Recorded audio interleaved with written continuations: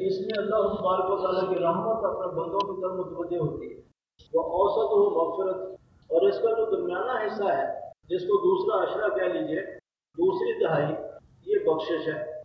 اللہ تعالیٰ اس تہائی میں اپنے بندوں کے گناہ معاف کرتے ہیں۔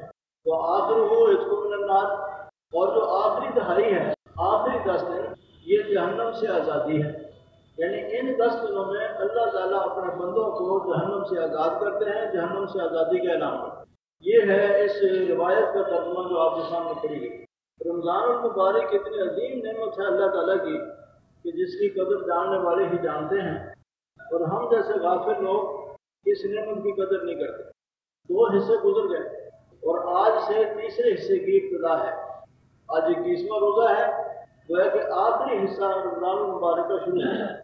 اگر پہلا حصہ اللہ کے احکام کے مطابق گزارا ہے تو اللہ کی رحمت ہم پر برسی، اور اگر دوسرا حصہ پھر اللہ کے احکام کے مطابق گزارا تو اللہ کی طرف سے گناہوں کی معافی کا اعلان ہوا، اور اگر تیسرا حصہ بھی اللہ کی مرضی کے مطابق گزاریں گے تو اللہ کی طرف سے جہنم کی آزادی کا اعلان ہوگا، اور اس جہنم سے آزادی کے اعلان کی خوشی میں پھر رمضان المبارک کے گزرنے کے بعد ہم عید منائیں گے۔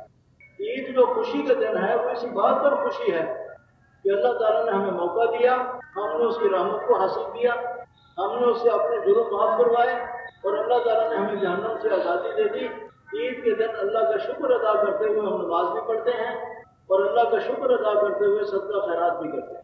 تو عید اصل کے اعتبار سے اسی شخص کی ہے کہ جس کو جہنم سے آزادی مل گئی، اور جس نے رمضان مبارک صحیح نہیں گزارا اور وہ محروم رہا، کلیتاً محروم رہا، اپنی نیکی اس نے ضائع کر لی، اس نیکی سے فائدہ نہیں اٹھایا، اور وہ بھی اگر عید مناتا ہے تو آپ جانتے ہیں کہ اس سے زیادہ حماقت اور اس کی بدنصیبی اور کیا ہوگی کہ اللہ کی طرف سے تو اس کے اوپر لعنت پڑی، اللہ کی طرف سے تو اس کے لیے جہنم کے فیصلے ہو گئے، اور وہ خوشی منا رہا ہے۔ اس لیے عید منانے کا حق انہیں لوگوں کو ہے جو رمضان مبارک اللہ کے احکام کے مطابق گزارتے ہیں، اور اس کے نتیجے میں اللہ تعالیٰ سے جہنم سے آزادی حاصل کر رہے ہیں۔ حقیقت کے اعتبار سے عید انہیں لوگوں کو۔ اب 20 دن گزر گئے، 10 دن باقی ہیں۔ ہمیں چاہیے کہ ان 10 دنوں کے اندر پچھلے 20 دن کی کوتاہیوں کی بھی تلافی کریں۔ 10 دن پچھلے 20 دن کے مقابلوں میں اور زیادہ اہم ہے۔ ویسے تو آپ سنتے رہتے ہیں کہ اللہ تعالیٰ نے ایک رات رکھی ہے جس کو لیلۃ القدر کہتے ہیں، اور اس کو اللہ تعالیٰ نے 1000 مہینے سے افضل بنایا۔ اس ایک رات کی عبادت ایسے ہے جیسے کسی نے 1000 مہینے سے بھی زیادہ عبادت کر لی۔ وہ رات کون سی ہے؟ زیادہ تر توقع یہ ہے کہ جو لوگ پورے رمضان مبارک کی راتوں کی پابندی کرتے ہیں اور ہر رات کی قدر پہچانتے ہیں، وہ یقیناً اللہ تعالیٰ کی طرف سے اس نعمت کے ساتھ نواز دیے جاتے ہیں جو پوری راتوں کی قدر کرتے ہیں۔ بزرگوں کا قول ہے کہ من لم یعرف قدر اللیلہ لا یعرف لیلۃ القدر۔ جو آدمی عام راتوں کی قدر کرنے نہیں جانتا وہ لیلۃ القدر کو بھی نہیں پا سکتا۔ رمضان مبارک کی ہر رات قدر کرنے کے قابل ہے۔ حدیث شریف میں آتا ہے عام سالوں میں، عام دنوں میں، سال کے باقی دنوں میں اللہ تعالیٰ کی طرف سے 24 گھنٹے میں ایک وقت آتا ہے جہاں اللہ تعالیٰ اپنے بندوں کی طرف بہت خصوصیت کے ساتھ توجہ فرماتے ہیں، اور وہ ہے رات کا آخری تیسرا حصہ۔ رات کا آخری تیسرا حصہ ہر رات میں سال کے 12 مہینوں میں، اور 12 مہینوں میں سے ہر مہینے کے 30 دنوں میں اللہ تعالیٰ رات کے آخری حصے میں بندوں کی طرف توجہ فرماتے ہیں۔ سرور کائنات صلی اللہ علیہ وسلم فرماتے ہیں کہ اللہ تعالیٰ اپنی شان کے لائق جس طرح سے اس کی شان ہے، آسمان دنیا پر جو سب سے قریبی آسمان ہے اس پہ تشریف لاتے ہیں جیسے اس کی شان کے لائق، اور بندوں کی طرف توجہ کر کے اعلان کرتے ہیں، اپنے بندوں کی طرف توجہ کر کے اعلان کرتے ہیں الا من مستغفر فاغفر له، الا من مسترزق فارزقه۔ اس طرح سے حضور نے فرمایا ہر قضا ہر قضا اللہ قضا، اسی طرح سے اللہ تعالیٰ کی طرف سے اعلان ہوتا ہے۔ بندوں کو خطاب کر کے کہتے ہیں کہ کوئی ہے جو مجھ سے معافی مانگے میں اسے معاف کر دوں، کوئی ہے جو مجھ سے رزق طلب کرے میں اسے رزق دے دوں، کوئی ہے جو مجھ سے عافیت صحت و عافیت طلب کرے تو میں اسے صحت و عافیت دے دوں، کوئی ہے فلانی چیز طلب کرنے والا، کوئی ہے فلانی چیز طلب کرنے والا کہ میں اس کی حاجت پوری کر دوں۔ اسی طرح سے اللہ کی طرف سے بندوں کو خطاب ہوتا رہتا ہے حتیٰ کہ طلوع فجر ہو جاتی ہے، اور طلوع فجر کے بعد یہ فضیلت ختم ہو جاتی ہے۔ ہم اللہ کی طرف سے اعلان کو اپنے کانوں کے ساتھ نہیں سنتے، لیکن ہمیں جس زبان نے اطلاع دی ہے اس کی صداقت پر ہمارا ایمان ہے، اور اس کے بتانے پر ہمیں اتنا یقین ہے کہ اگر ہم اپنے کانوں سے سنتے تو بھی شاید اتنا یقین نہ آتا۔ اس سے زیادہ سچی زبان اللہ نے کوئی پیدا نہیں کی جس زبان نے ہمیں یہ بتایا کہ اللہ تعالیٰ اس طرح سے اپنے بندوں کو خطاب کر کے کہتے ہیں۔ ہمارا ایمان ہے کہ ایسے کہتے ہیں، لیکن ہماری بدنصیبی ہے کہ ہم اس سے پیدا نہیں ہوتا۔ جو وقت سونے کا ہے عشاء کے بعد اس میں ہم خیر تماشوں میں لگے رہتے ہیں، اور جو وقت جاگنے کا ہے اس میں مست ہو کے سوتے ہیں۔ یہ ہماری بدنصیبی ہے۔ یہ فضیلت تو سب راتوں میں ہے کہ اللہ تعالیٰ آپ کے گھر آ کے کہتے ہیں، آسمان آپ کے لیے چھت ہے، زمین آپ کے لیے فرش ہے، گھر آ کے کہتے ہیں کہ لو میں رحمت بانٹنے کے لیے آیا ہوں۔ اور ایسے وقت میں بھی اگر کوئی شخص فائدہ نہیں اٹھاتا تو اس سے زیادہ محرومیت کیا ہو سکتی۔ اس لیے رات کی قدر وہی جانتے ہیں جن کو اللہ تعالیٰ نے توفیق دی ہو صبح کو اٹھ کے اللہ کو یاد کرنے کی اور اس کے سامنے آنسو بہانے کی اور ہاتھ پھیلانے کی۔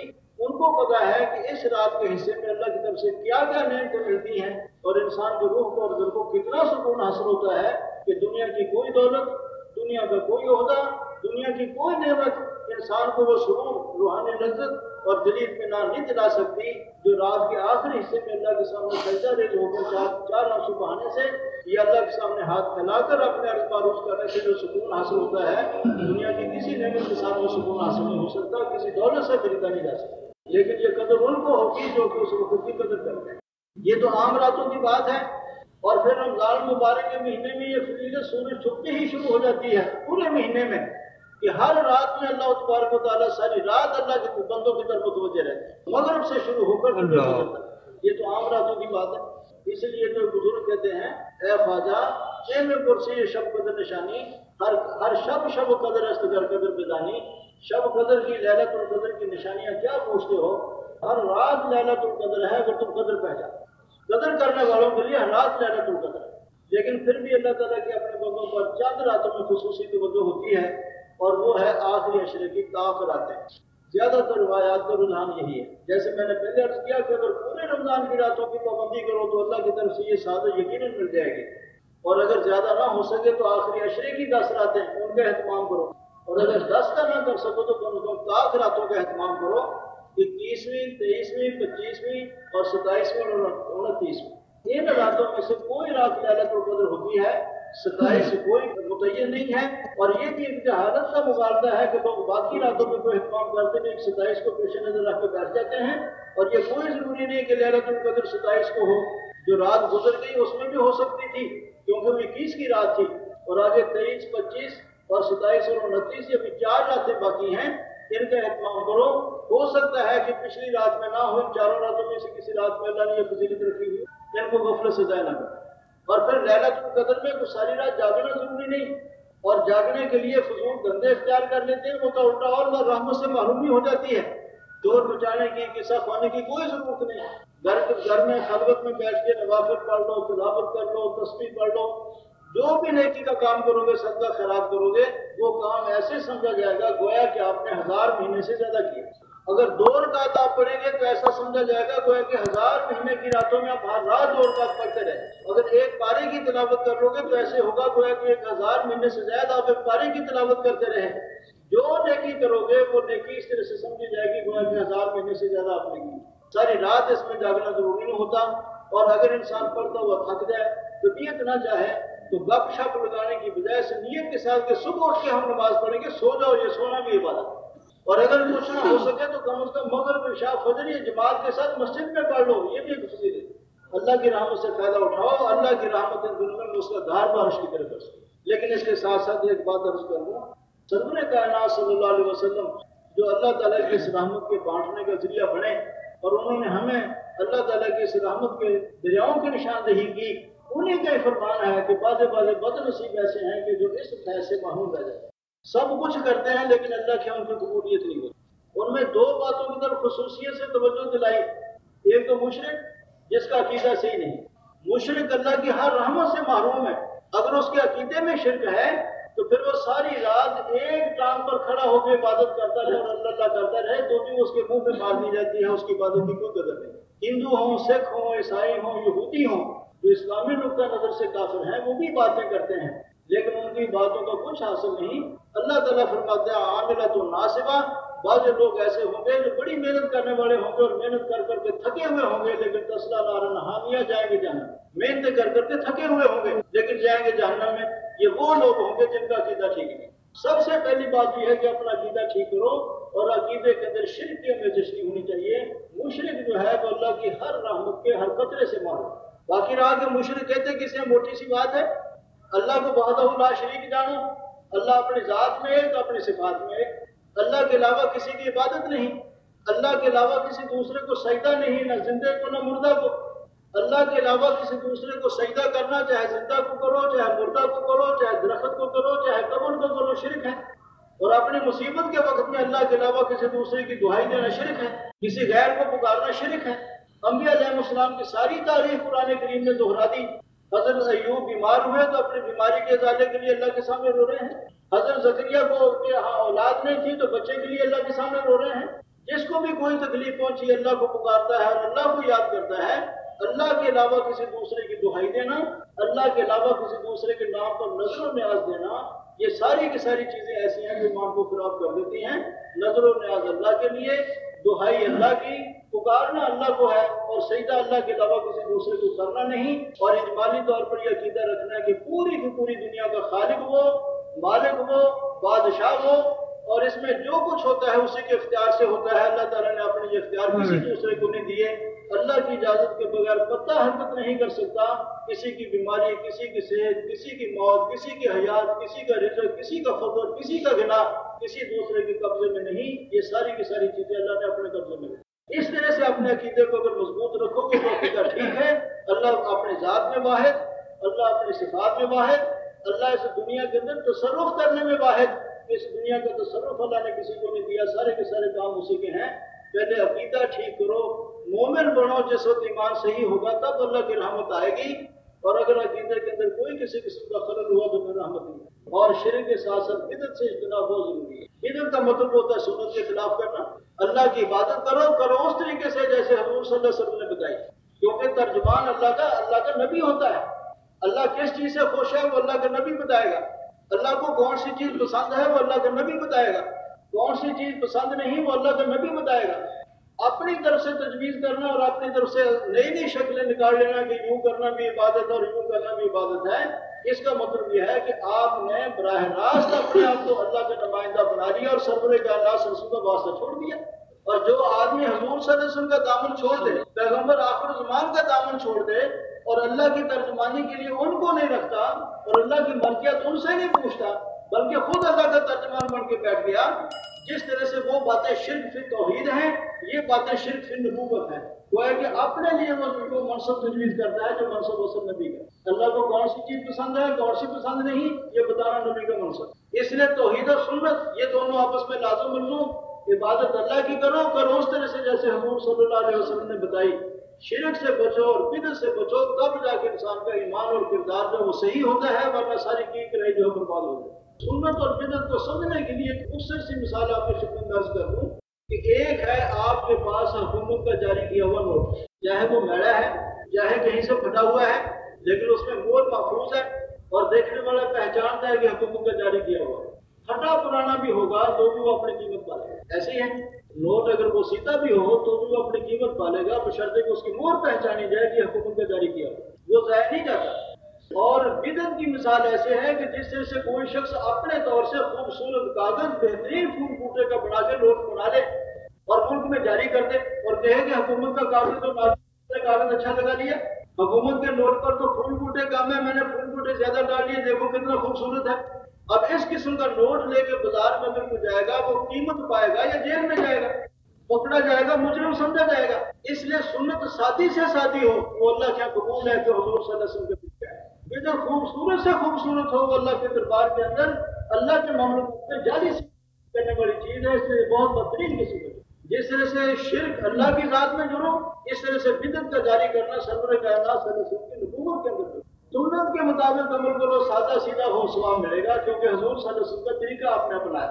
اور اگر اپنی طرف سے تجویز کرو گے کتنے خوبصورت کیوں نہ بنا لو، یہ اللہ کی محبت کے اندر جعلی سکہ جاری کرنے والی بات ہے، اس کے کوئی قدر و قیمت۔ اس لیے خدا را اپنی عبادات کو ضائع نہ کیا کرو اور اپنے اعمال کو برباد نہ کیا کرو۔ अल्लाह की तौहीद का सबक सीखो और सरवर कायनात सल्लल्लाहु अलैहि वसल्लम की सुन्नत की अहमियत को महसूस करो। एक तो मुशरिक अल्लाह की रहमत से मालूम होता है, और दूसरा ये हमारे अपने मामलात की बात है। सरवर कायनात सल्लल्लाहु अलैहि वसल्लम फरमाते हैं कि ऐसे दो मुसलमान जिन्होंने अपना आपस में बोलचाल छोड़ी हुई है, जो आपस में बोलते नहीं, जिनका आपस में झगड़ा है, एक दूसरे से कीना रखते हैं, एक दूसरे से बुग़्ज़ रखते हैं, मामूली मामूली बातों पर एक दूसरे से बोलना छोड़ देते हैं, जिसके लिए हदीस में लफ्ज़ मुशाहिद का आया, एक दूसरे से कीना रखने वाले, एक दूसरे से बुग़्ज़ रखने वाले, अल्लाह ताला इनके भी अमाल कबूल नहीं करते। इसलिए अपने बरादरी में, अपने मिलने वालों में इस बात की शरीयत बहुत अहमियत महसूस करती है कि सारे मोहब्बत से रहें, आपस में बोलचाल हो, एक दूसरे के साथ हमदर्द हो, एक दूसरे के साथ खैरख्वाह हो, मुश्किल में एक दूसरे के काम आने वाले हों। जरा जरा बात पर झगड़ा करके आपस में बोलना छोड़ देना, ताल्लुका तोड़ देना, इस किस्म का कातो रहम और इस किस्म का अपने भाई के साथ ज़िद या कीना रखने वाला हुज़ूर सल्लल्लाहु अलैहि वसल्लम फरमाते हैं बाबर को रातों में वो भी अल्लाह की रहमत से महरूम है। इसलिए अपने मामलात को भी दुरुस्त करो और अपने घरों में हालात को भी ठीक करो कि बरादरी में, भाईचारे में आपस में मोहब्बत होनी चाहिए। आपस में ज़िद, एक दूसरे के साथ मुखालफत, बोलचाल का छोड़ देना अल्लाह की रहमत से महरूम कर देना।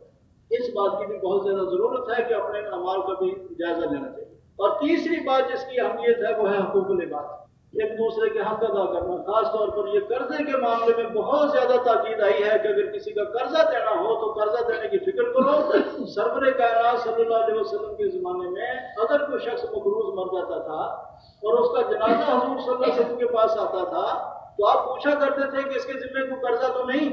अगर बताया जाता कि कर्जा है तो फिर पूछते ये पीछे से कोई जायदाद छोड़ी है जिससे इसका कर्जा अदा हो जाएगा, इसका पीछे तरका है।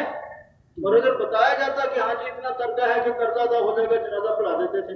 और अगर ये पता चलता कि नहीं पीछे भी कुछ नहीं छोड़ के गया और इसके कर्जे की अदायगी की कोई सूरत नहीं है तो उसको जनाजा पढ़ाने से इनकार करता। ऐसे वाक़यात हदीस में मौजूद है कि आपने इनकार कर दिया कि मैं जनाजा नहीं पढ़ा।